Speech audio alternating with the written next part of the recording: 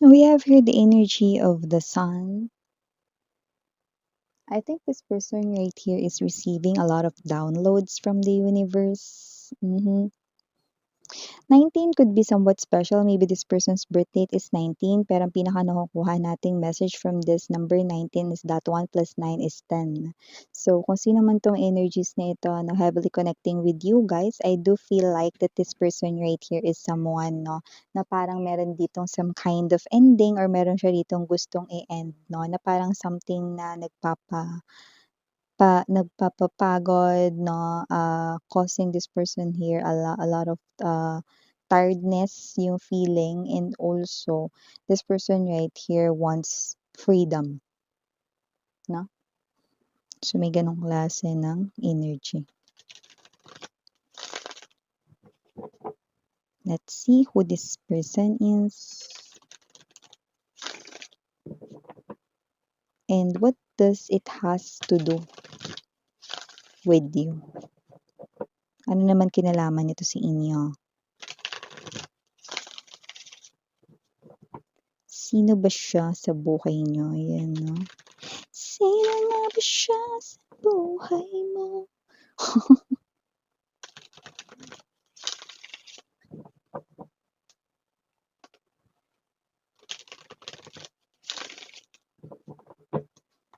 Okay, let's see.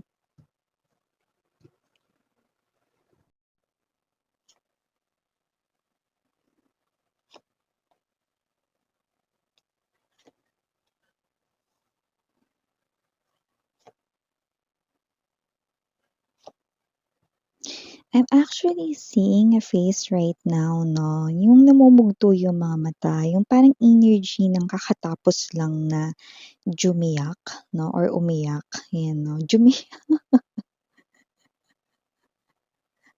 okay 'no, parang ganong klase ng energy 'no, kakatapos lang umiyak 'no. But that is not your energy because I'm picking up 'no, na yun ay heavily na nafi-feel ko na yun yung energy na kumo-connect sa inyo though 'no. So, yung nakikita natin dito. So, let me see more. But definitely the death 'no, is nasa ating top energy. The devil is right sa ating center ng reading. Mhm, mhm, mhm. Okay, I see. I see. Hmm, correct ka na. Four of Cups para sa ating bottom of the deck, Tower and the Six of Wands in reverse. So yeah, I'm still seeing it na in my vision right now 'no, that namumugto eyes 'no, yung energy ng kakatapos lang umiyak, okey? You know that kind of eyes 'no, others call it panda eyes or kerokeropi eyes 'no, yun 'no, sino di nakikilala kay kerokeropi 'no, friend yun ni Hello Kitty ano, yung ano palaka, the palaka eyes, okey?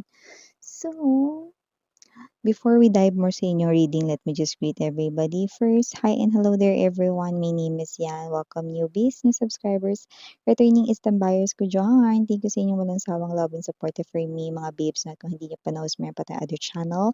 Link is down below sa ating description box. If interested, just click that link na para kayo mapunta there. At araw-araw ay nag-upload din ng collective readings for all signs doon. At yun nga ulit ang gender dito mga babes, babae, lalaki, LGBT, lahat ay welcome. Pwede rin pong i-switch ang mga roles dahil possible talaga magkapalit-palit po kasi general reading ito. And at the end of the day, lahat ay may free will na.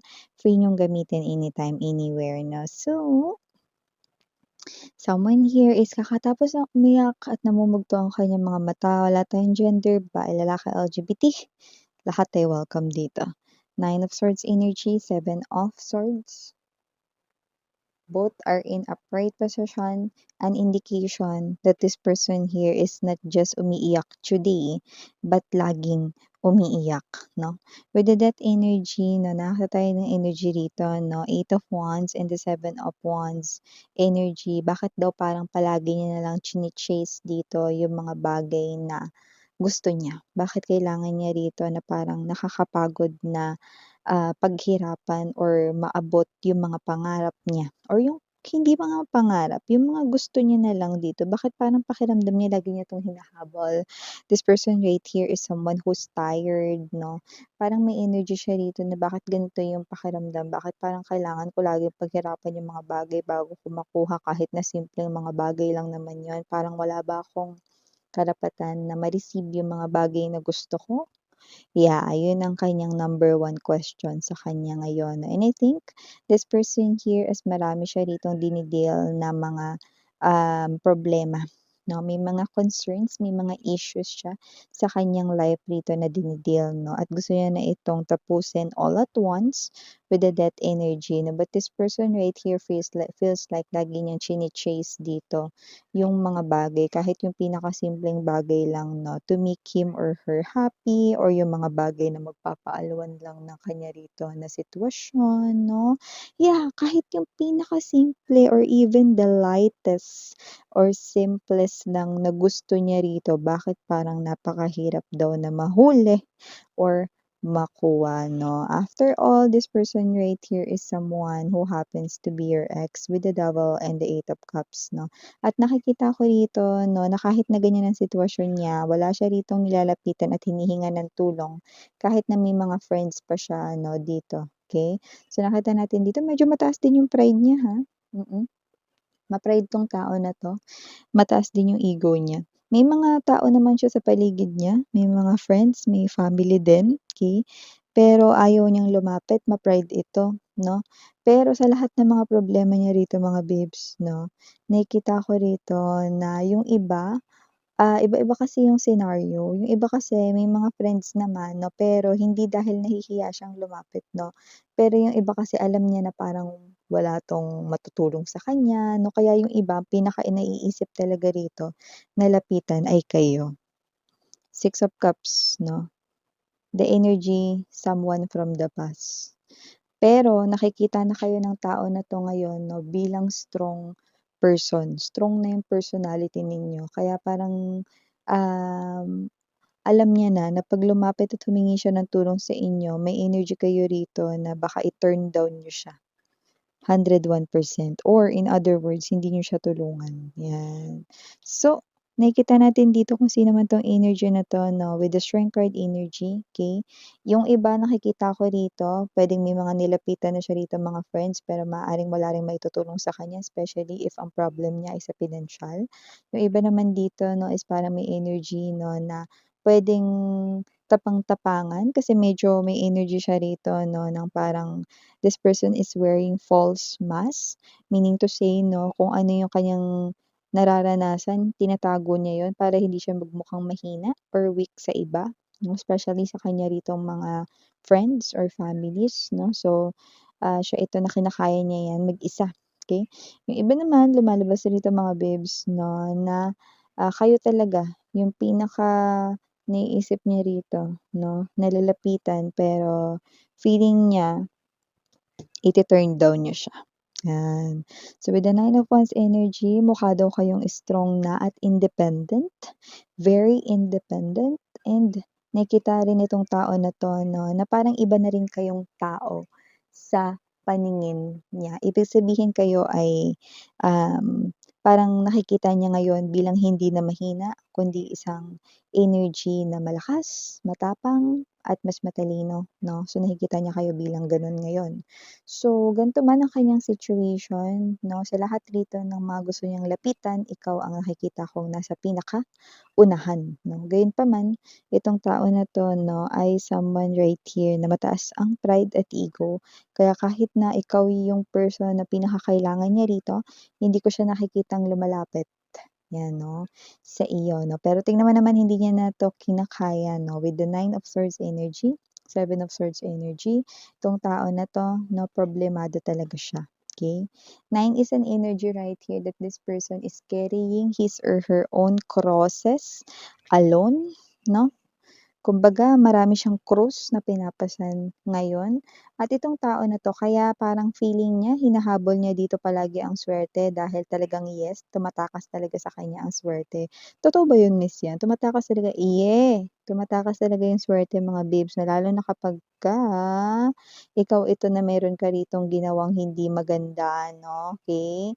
Yung iba kasi 'no, maaaring ito ay kanyang nalikom 'no, na na mga hindi magagandang bagay na nagawa niya nung mga past lives niya na hindi niya naaalala ngayon, puwedeng ngayon na nangyayari yun 'no. Iba naman baka naman talagang malaki yung kasalanan 'to sa inyo kasi nandito yung, Eight of Cups and the Devil 'no.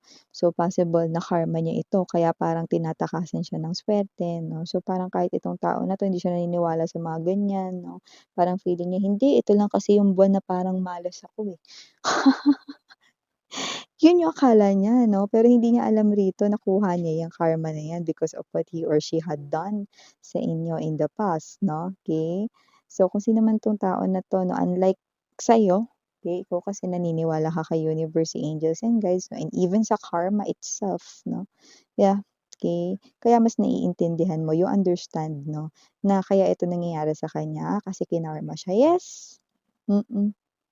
Ang karma kasi 'no, we have two, one is good karma and one is bad karma. And this person right here is actually chasing for his or her dreams and even yung pinakasimple lang 'no, na pag-alawan ng sitwasyon hinahabol pa niya 'no, nakakapagod. So, ibig sabihin kina-karma siya at ang kanya ay bad karma. So, lumalabas dito that this person right here 'no, mataas pa yung pride niya sa kabila ng nangyayari sa kanya. 'Di rin siya rito marunong humingi ng tulong 'no, at pag-alalay rito sa makukuha sa mga tao ritong totoo sa kanya na hindi siya rito huhusgahan kagaya ng mga solid friends niya 'no at family niya rito. Gayunpaman ma-pride pa rin dito 'no ang person na ito kaya hindi ko nakikitang lumalapit ito sa mga tao sa paligid niya 'no at siyempre mas hindi siya lalapit sa'yo upang humingi ng tulong 'no. Pero tingnan mo naman ito, okey, umiiyak na siya, namumugto na ang kanyang mga mata 'no, at nakikita ko siya rito 'no, na sa lahat ng mga 'di ba nahihiya siyang lumapit sa mga kaibigan niya, sa kanyang family rito 'no.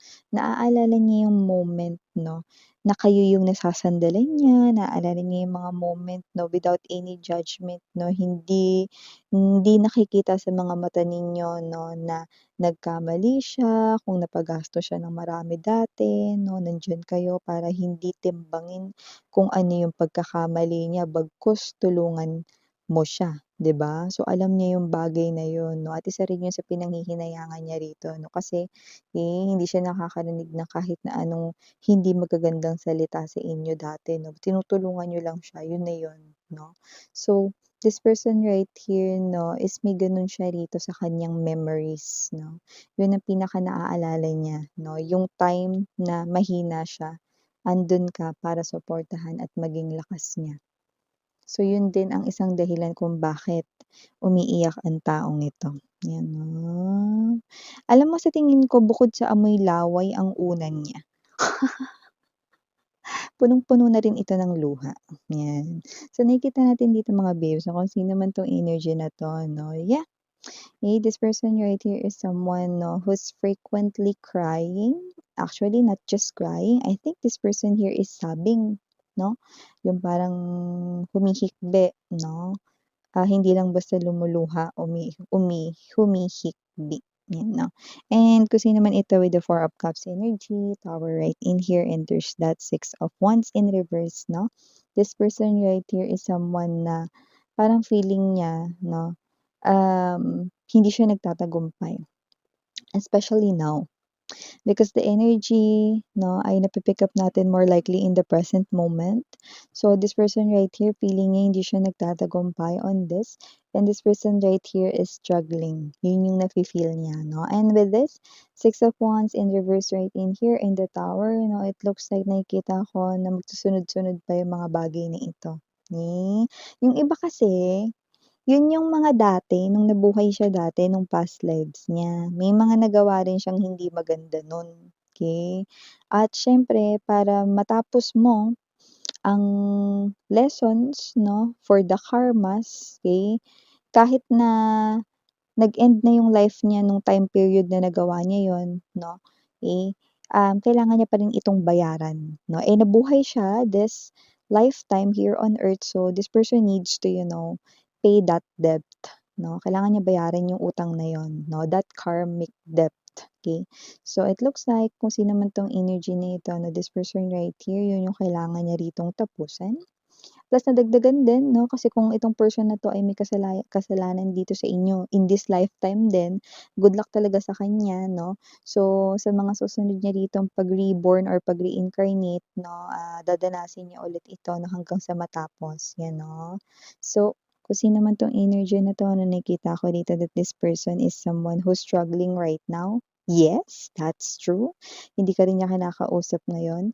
Yes, that's true. Pero nakikita ko dito mga babes, so that this person will definitely contact you bago magpalit ang taon. Okay? Yung iba sa inyo, no, lucky enough, nag-start na tong kontakin kayo.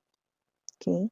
So, yung iba naman, nakikita natin dito for some reason, no, by the end of the week ng November 2025, no, may mga mas maraming kokontak pa dito. Okay? Na mga energies na nakukuha natin sa reading na ito. Okay, so for the initials right in here, yes, we do have, nandito ang letter P, ang letter S, nandito rin ang letter T, at ang letter A. So yeah, these are all the messages we put right here for you, sweethearts. Thank you so much for your time here, babe. And again, I'm Yuriana on me. Sarang Hey, love and light. Annyeong.